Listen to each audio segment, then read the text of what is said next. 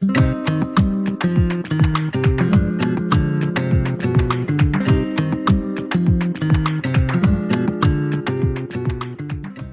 we actually just finished our first rehearsal and I feel like it went pretty well. We're pretty confident in our arguments. One of the members was in the inter-school team. He has already debated against LFA, so he gave us like some advice on the debaters and what he thought were their weak spots, etc. And by the way, Luke is there with me. He loves coming in the room with me. Yeah, I'm not that nervous actually. I feel like we've got a pretty good storyline, pretty good arguments, and I'm just gonna practice and hope for the best. I'm just going to remind the rules of debating real quick. So we've got two teams, House, which is for the motion, and Opposition, which is against the motion. Each team has 5 speakers with 5-minute speeches, and we're allowed to ask the other team POI, so points of information. It's like little questions. In each speech, we have to rebut what the previous speaker of the other team said, and the last speaker of each team is the whip, and that person recaps its team's argument and counters the other team's arguments. To support our speeches, we use a storyline, and the 5 criteria the judges judge us according to are the quality of the arguments, the teamwork, the engagement, so asking POIs and answering POIs, as well as the rebuttals, adapting to the other team's speech as well, star quality, and structure. The final took place in the Embassy of Tanzania to France. We were against LFA, so Lycée Franco-Allemand.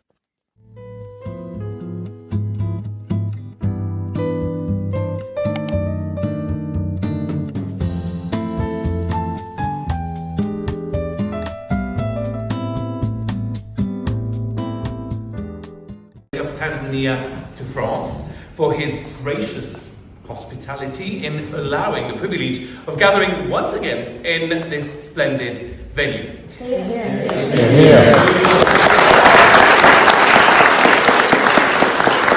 Add that the heart may be interpreted in both a literal and metaphorical sense.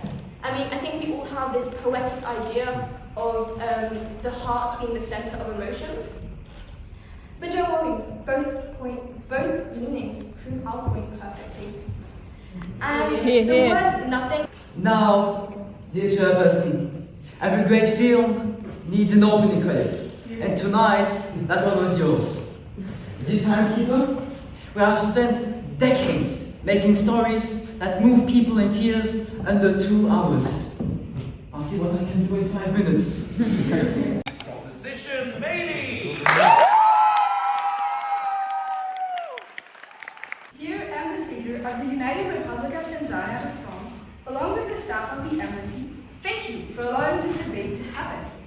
Thank you to our coach as well, along with my teammates, and all the other members of the debate club. Without whose support, we wouldn't have come this far. Dear bell person, whose timing I trust to be as precise as our neuronal connections. Fair judges, whom I trust will choose the winner of this debate based on rational reasons rather than emotional choices.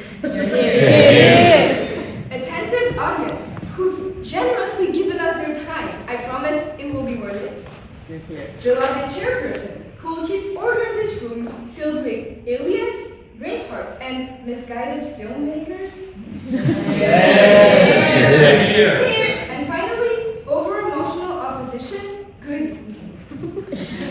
I am the prefrontal cortex of Manel's brain, as Brian introduced it to you, and I oversee handling complex decisions and logical problems.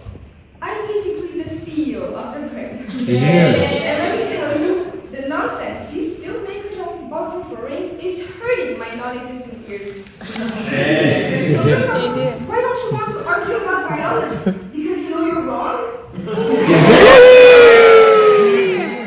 Anyway, even if you look at it in a metaphorical way, the neocortex is later going to develop how you're still wrong. But as I am the prefrontal cortex, I will focus on the biological part. So, you're filmmakers, right? So, you need your brain to make movies. Without your brain, how do you even have the technology to make movies or And if it's just about the heart, why do we go to school to learn about cinema and how to make movies? Even when you learn something by heart, it's the brain that's doing all the work.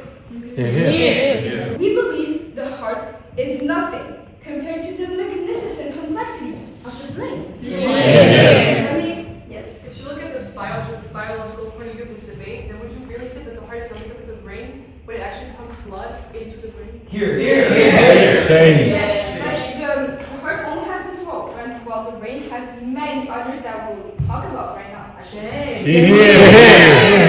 The brain orchestrates every function of the body, from the longest of your toes to your most personal thoughts. Don't worry about them, I won't reveal any of this today. And this authority alone shows why the role of the brain is so important. If you lose your heart, you can get a transplant, but good luck in finding a new brain. We have got about 86 billion neurons.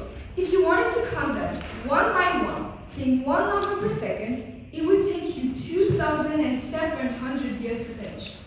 We would have started counting in 674 BC and only finished today. The brain is the irreplaceable core of our existence. While the heart may pump life through our veins, it is the brain that breathes meaning into that life, as the neocortex is later going to develop. And despite hundreds of years of inventions, humans have never been able to create something as powerful or intricate as the brain. And yet, its influence extends even further than logical reasoning. In a few moments, the limbic system will explore how the brain also governs emotions, proving our deepest feelings are the product of its complexity as well. So as you listen to both sides' arguments today, think about whether the heart can reason, dream, or even feel. Please let logic guide you towards supporting our motion. And remember, no brain, no game.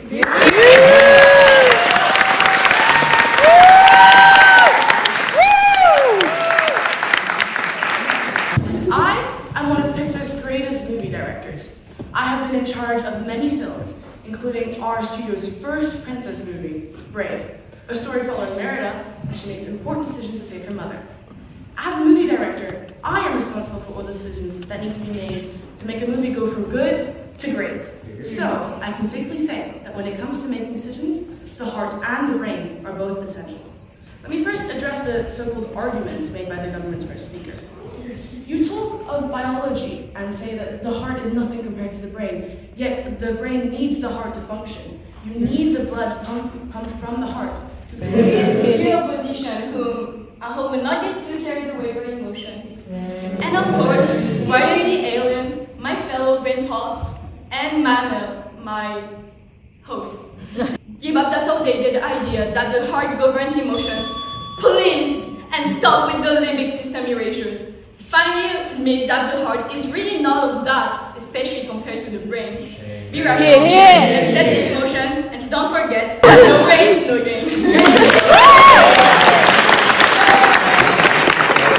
I am Pixar's scriptwriter, and I can promise you that if our studio has thrived for the past decades, it is because we have managed to write the most heart-touching stories.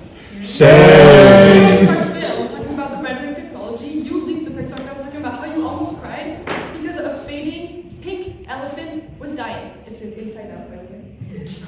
We are always practicing art, like right now, isn't debating a form of intellectual art, and yet we are using our brains. We need our brains in order to create art. So allow me to introduce myself. I am Manel's neocortex. I am the part of the brain that allows the more complex cognitive functions, such as language and conscious reasoning. Our CEO, the prefrontal cortex, explained earlier that the brain is the organ at the center of human life.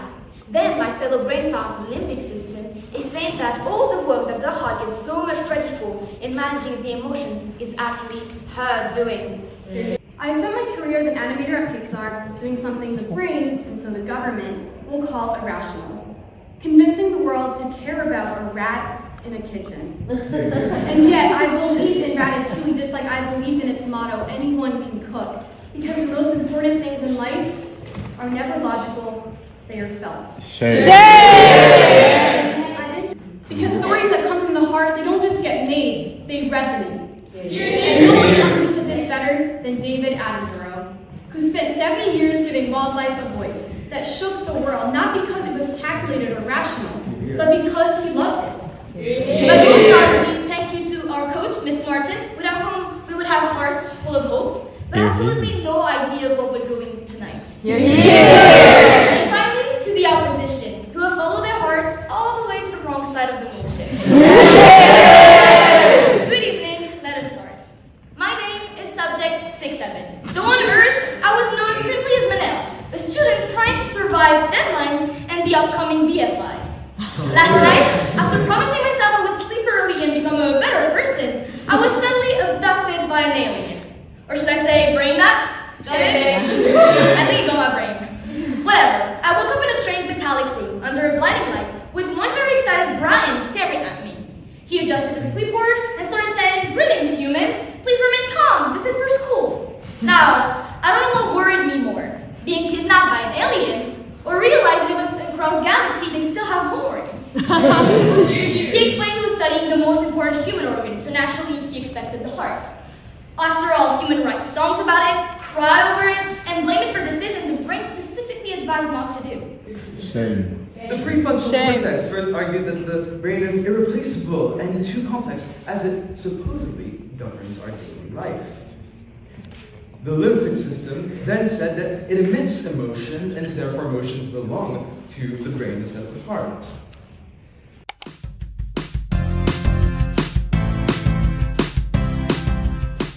I have the honor to announce the winner of the 2026 high school tournament, and congratulations, lycée François.